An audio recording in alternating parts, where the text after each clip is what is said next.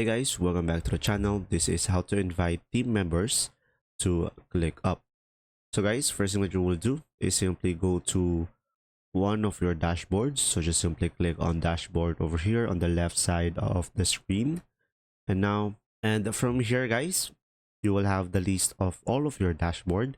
And you can just simply click on these three dots over here on your dashboard and just simply click on sharing and permissions. And after that, just simply provide the email of the person that you want to share the link or the dashboard with. And now once you have provided their email, you can just simply click on this one, invite email. And from here, you will have an option to select member. And you can invite it as a limited member, guest, or an admin. So pretty much this will be depending on you. So I'm gonna go for member, and you will have an option here, full edit.